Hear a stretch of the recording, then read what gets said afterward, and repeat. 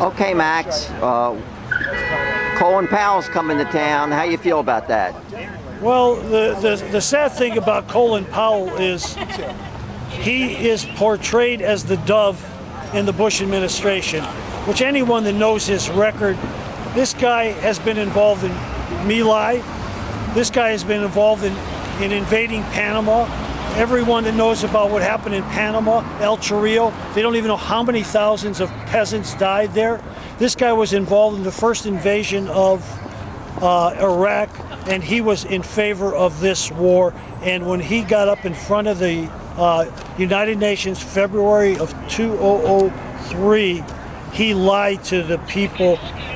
Weapons of mass destruction, connections between Al-Qaeda and Saddam, et cetera, et cetera. I had to be out here today when I heard he was going to be in town. It's a shame, in my opinion, to have him speak here in Baltimore unless he gets up there and indicates that he's sorry for what he has done. The war is wrong. I'm going to do everything I can to stop it. But he was interviewed on YPR on Friday, last Friday, and what did he do? He corrected the woman doing the interview. He says, I am in favor of that war. It's just been done the wrong way. And all of us know there's no such thing as a good way of conducting a war. People are dying, and I'm out here protesting. So here's a war that was based on lies. Yes. And this guy, in fact, then was one of the big liars. Absolutely. He went to the UN, made all those claims about weapons of mass destruction and this business about some kind of uranium that they got that information false from the Brits. Right, the tubes, these tubes, you know, the whole dog and pony show. And since then, of course, we know from the Downing Street memos that they were fixing the intelligence around the policy. He knows that. Exactly.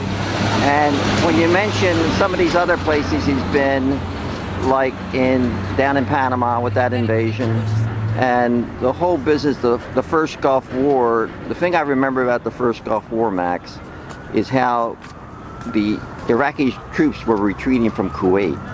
Yes. And that became the valley, the highway of death. Right, right. And Colin Powell was then part of the U.S. military at that time. And we can't not mention Barry McCaffrey, who today is a spokesman. He's on Meet the Press Center. He was directly involved in the slaughter, the Valley of Death, when all those Iraqi soldiers were fleeing that were slaughtered. We don't know the number, 100,000. Right. Well, he's in Baltimore. He's unrepentant. Absolutely, absolutely. And whether he was used or whether he consciously decided to participate, whatever, he's a guy that hasn't come straight with the American people. Exactly. Okay, well, thanks so much, Max. We really appreciate you being out here, Bill. Well, thanks you, Max. for doing all of this work. Right, thank you. It's important to record this history because nobody else is going to record this history except people like you. Okay, well, thanks, Max. I'm glad to do it.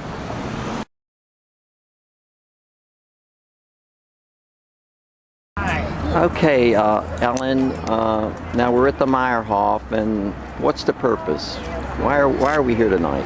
General Colin Powell is going to be speaking tonight as part of the Villa Julie and Goucher, perhaps, speaker series, and a lot of us feel that he was one of the instrumental people in creating this atrocity in Iraq. Although there's this myth that he was against it and kind of working behind the scenes, I don't think so. He was one of the ones who covered up My Lai. He's been doing this kind of stuff for a very long time. I think he's a war criminal along with many others. It needs to be prosecuted, and it's very good to be representing Veterans for Peace, one of the many organizations I work with, here tonight in pointing out that he's a warmonger and we don't like him. It's as simple as that. If I'm not mistaken, you're talking about February 2003, his appearance before the UN. Yes. And all the claims about weapons of mass destruction and ties to Al-Qaeda. Yeah. And that was part of his testimony at the UN, is that correct? That's correct, and as a matter of fact, I stood in the lobby of the United Nations and watched that atrocity, just about to vomit on the floor. It happens that I represent Veterans for Peace at the UN, so I happened to be there that day, and it was really sickening. And I know a lot of the Security Council, or not the Security Council, the General Assembly, he was speaking to the whole body. I know a lot of them were really sickened too. Most of the world was opposed to this from the get-go.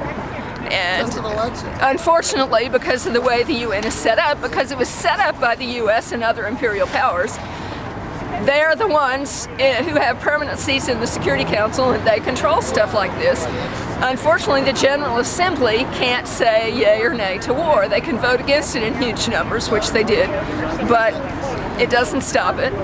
When I think about Colin Powell and what he did, what comes up for me is how Ann Wright, who was a diplomat for the U.S., worked for the government for 30 years, she refused to go along with this war. She resigned from the State Department. Yes, she did. And I'm good friends with Ann. She's wonderful. Yeah, she and just a couple of others who had been working for the government all their lives. She was a colonel in the Army and had been about 16 years in the diplomatic corps. She was so disgusted, she quit in anger, wrote a wonderful letter telling them why, and has since been a full-time peace activist. She's kind of the logistics expert for Cindy Sheehan, and she's just going at it terrifically. Ann's wonderful. She is really a great person. I really admire her for the courage to give up everything that had been her life to say, this is disgusting and I cannot support it silently with my continued presence. I have to give it up. So Colin Powell then was one of the instruments of this war, and as far as you know, he hasn't recanted. He hasn't said, you know, I lied to the UN representing the American people. No, he hasn't, and I really encourage him to do that. As I said, there's sort of the myth that he was really against the war all along. Well, I hope he has a conscience, and I hope it has been bothering him. And if that's the case, he should speak out. It would be very powerful if he did. But I've seen no evidence of it. Yeah, and he was part of that clique, the neocons, which would have included Wolfowitz, Paul Wolfowitz, and of course Rumsfeld, who just got the gate. And Gates is replacing him. Speaking of Gates, and then not much better.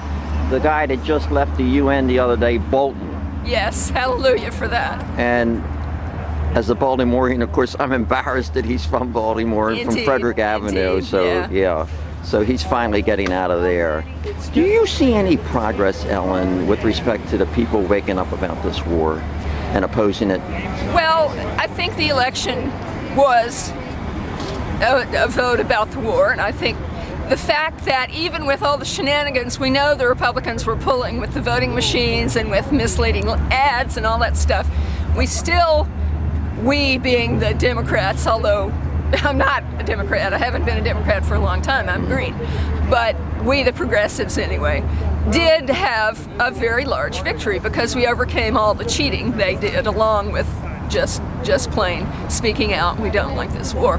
But the Democrats, most of whom voted to give Bush the green light, have been voting the money over and over and over, are only a tiny little bit better than the Republicans with regards to this war. They're a lot better on the environment and women's rights and things like that. But unless we push like crazy, and they're just a little bit more pushable than the Republicans, that's the hope. Not that they're going to do the right thing unless we demand it, unless we're in their faces all day, every day from now on. We're going to have to be a lot more active than we've ever been. It's certainly understandable that people have felt really bummed out in the last few years because they're not listening, nothing's going to change, yada yada. Very understandable. But now we've got a chance, and it is only a chance, and we have to take it and work it. It's not going to just happen. Okay, well, thanks a lot, Ellen. Thank you. Bye.